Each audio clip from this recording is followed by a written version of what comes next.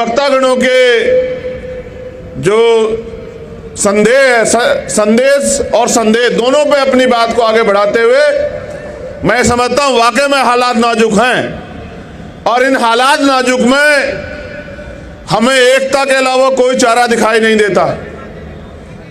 अल्पजन बन के एक जाति के साथ खड़े रह के शायद हम कामयाब ना हो पाए, लेकिन अगर हम महापुरुषों के संदेश को समझें और पुनः बहुजन समाज के लोग एकजुट हो जाएं तो शायद भारत में हमारे जो आज वजूद की लड़ाई लड़ी जा रही है, आने वाली पीढ़ियों पे क्या बचेगा इसकी लड़ाई लड़ी जा रही है, तो शायद हमारी लड़ाई कामयाब हो जाए।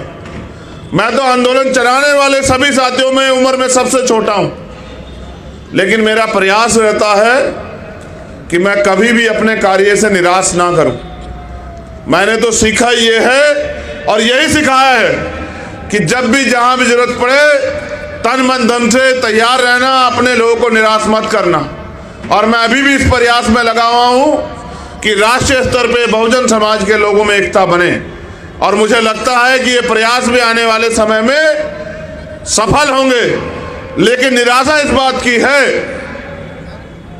कि भारत में महापुरुष भी बताए, संविधान भी कहता है कि लोकतंत्र है, लोकतंत्र में जिनका वोट होता है उनका राज होता है, लेकिन भारत के लोकतंत्र में जिनकी संख्या ज्यादा है उन पे अन्याय अत्याचार भी ज्यादा है और वो अधिकारों से भी सबसे ज्यादा वंचित हैं।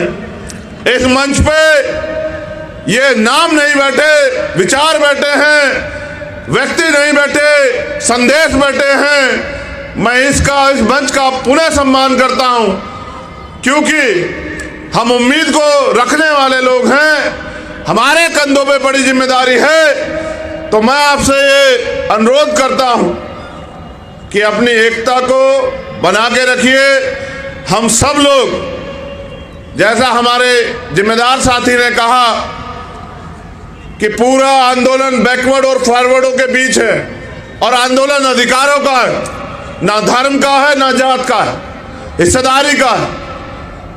मैं इस बात को और ताकतवर तरीके से संबद्ध करता हूं कि आज के दलित और आदिवासी भी इस देश में पहले से अगर ज्योतिबा फूले को पढ़े, आधुनिक भारत में जो महापुरुष हुए हैं, या डॉक्टर बाबा साहब अम्बेडकर को पढ़े, तो उनके आंदोलन हमें शिक्षा देते हैं कि हम अति शूद्र और शूद्र थे, हम अछूत और अति शूद्र थे, यानी कि हम सारे ही बैकवर्ड क्लास के लोग हैं, चाहे दलित हो, आदिवासी हो, या पिछड़े वर्ग के लोग हों या माइनॉरिटी के लोग हों। तो मैं इस बात को और ताकतवर बल देता हूं कि ये पूरा आंदोलन अगड़े और पिछड़ों का आंदोलन है, और जब पिछड़े वर्ग के लोग अधिकारों के लिए लड़ने का काम करेंगे तो डंडे और झंडे के साथ हम इस आंदोलन को सींचने का काम करेंगे, क्योंकि आने वाले नस्लों को जवाब देना है।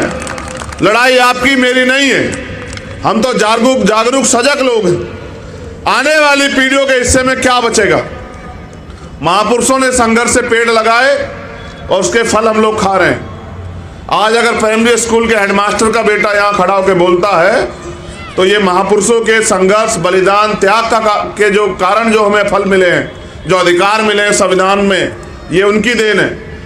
अगर वास्तविकता में ये अधिकार चले गए तो शायद कभी किसी हेडमास्टर छोड़िए IAS IPS का बेटा भी यहाँ खड़ा होकर नहीं बोल पाएगा।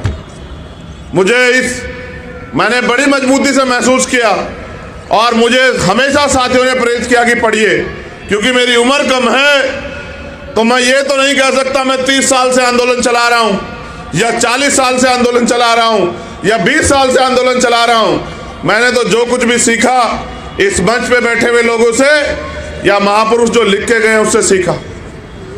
मुझे आज भी याद है जब मैं पढ़ता हूँ बाबा साहब अम्बेडकर के 1956 के स्टेटमेंट को, जो किताबों में लिखा हुआ है आगरा का, कि मैं तमाम तरह के अपमान, अन्याय, आरोप सह के इस कारवा को यहां तक लेके आ पाया हूं। अगर आप इसको आगे नहीं बढ़ा सकते तो इसको पीछे मत जाने देना मेरे बच्चों, यही मेरा आपको संदेश है। आज तो कारवा लुट चुका है, भक्ति छोड़िए साहब, हालात देखिए क्या हो गए हैं। वो जो नेता घर से बाहर नहीं निकलते उनको आपकी और मेरी परवाह नहीं।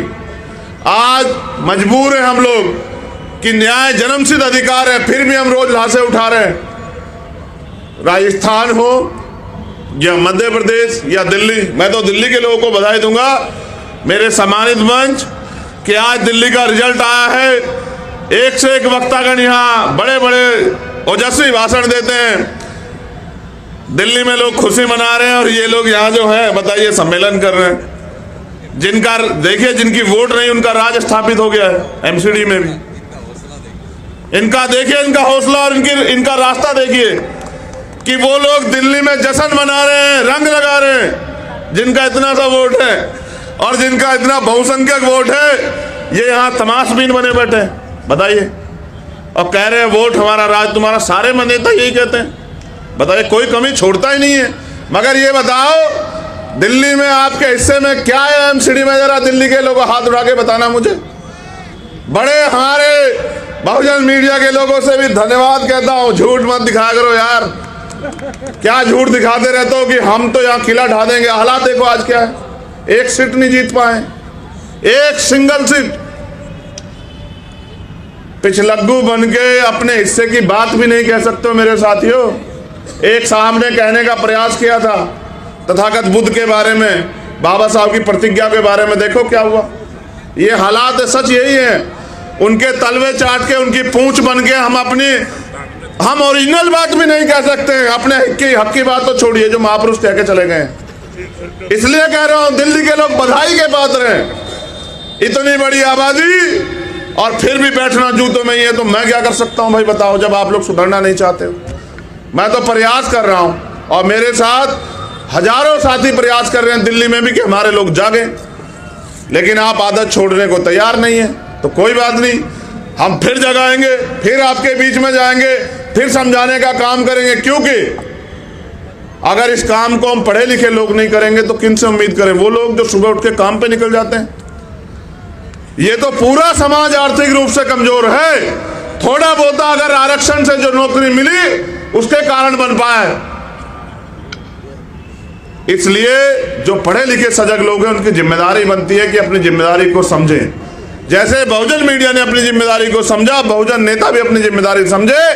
अपनी रोजी रोटी, अपनी तैयार की गई संपत्ति, अपने परिवार की चिंता छोड़कर समाज की चिंता करें। क्योंकि अगर हम इनकी चिंता करते हैं, और इनकी चिंता करने वाला नेता कभी समाज का भला नहीं कर सकता, मैं आपको गारंटी देता हूं। आप मेरी बात को याद रखना, जो परिवार की और अपनी संपत्ति की परवाह करेगा। मेरे ऊपर कितने आरोप लगा लो, कितनी बुराई कर लो, कितने जो है तमाम तरह की मुसीबतें खड़े कर दो, लेकिन पूछो आने वाली पीढ़ी आपसे भी पूछेंगी। आप जहां भी हैं, जिस दल में भी हैं, वहीं बैठ के दूसरे लोगों से सीख लेके अपने समाज के बारे में सोचो। ऐ मेरे बहुजन समाज के लोगों, कारवां लूट चुका है। ईवीएम पे रोते रहो, आरक्षण पे रोते रहो, किसी और चीज पर रोते रहो। एक वोट का अधिकार बाबा साहब अम्बेडकर दे के गए आपको। किस वोट से इस देश में आपका राज आएगा, और इस उम्मीद के साथ चले गए कि आने वाली पीढ़ियां समझेगी। कहा 10 डॉक्टर, 10 इंजीनियर, 10 वकील जिस समाज में तैयार हो जाएंगे, उनको कोई नहीं रोक सकता। बताओ रुके नहीं रुके हो? आज लाखों डॉक्टर, लाखों इंजीनियर, लाखों वकील हैं, मगर बताओ न्याय मिल रहा है नहीं मिल रहा है? मेरे काबिल साथी यहाँ बैठे हैं, कह रहे थे ईडब्ल्यूएस पे फैसला आएगा हमारे पक्ष में, और एक दो काबिल और बैठे, वो हंस भी रहे थे, कहे कि ये गुमराह कर रहे हैं, कोई फैसला नहीं आएगा। वाकई में नहीं आया। क्लोजम सिस्टम भी इसमें है, लेकिन उनको चैलेंज कहां से करोगे? उसकी ताकत बता दो कहां है। बस इस देश में सड़कों से नारे लगते हैं और कानून सदनों से बनते हैं। आप इससे बड़ा सम्मेलन करो, जिनको कुछ देना नहीं वो नहीं देंगे, लेकिन अगर आप अपनी ताकत बना लोगे और कानून बनाने की हैसियत में चले जाओगे, फिर आपके लोग आधे से फैले नहीं रहेंगे। तो मैं मेरे सोए हुए बहुजन समाज के लोगों, चाहे कितनी भी निंदा करो, कितना भी विरोध करो, लेकिन हालात देखो कि आज हालात क्या है। और मेरा पूरा भरोसा है कि बाबा साहब अम्बेडकर ने एक बात कही थी कि 21वीं सदी हमारी है, ये 21वीं सदी चल रही है। हम रहे ना रहे, आप उम्मीद रखो, जो इधर बैठे हैं वो भी और जो इधर बैठे हैं वो भी, ये देश भी सलामत रहेगा, हमारा राज भी आएगा, और महापुरुषों का सपना पूरा, क्योंकि बाबा साहब अम्बेडकर झूठे नहीं हो सकते, उनकी औलादे झूठी हो सकती है, नालायक औलादे, सच्चे औलादे भी झूठी नहीं है और बाबा साहब अम्बेडकर भी झूठे नहीं। अगर ज्यादा लोग नहीं कर रहे हैं, कुछ तो कर रहे हैं, और जो दांव पे लगा के कर रहे हैं उनका बहुत बहुत धन्यवाद। पुणे आयोजकों का धन्यवाद, इस उम्मीद के साथ कि सजग रहिए, जिम्मेदार बनिए, अपनी जिम्मेदारी को समझिए।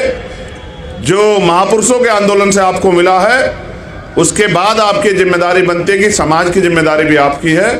पुनः फिर मुलाकात होगी। जय भीम।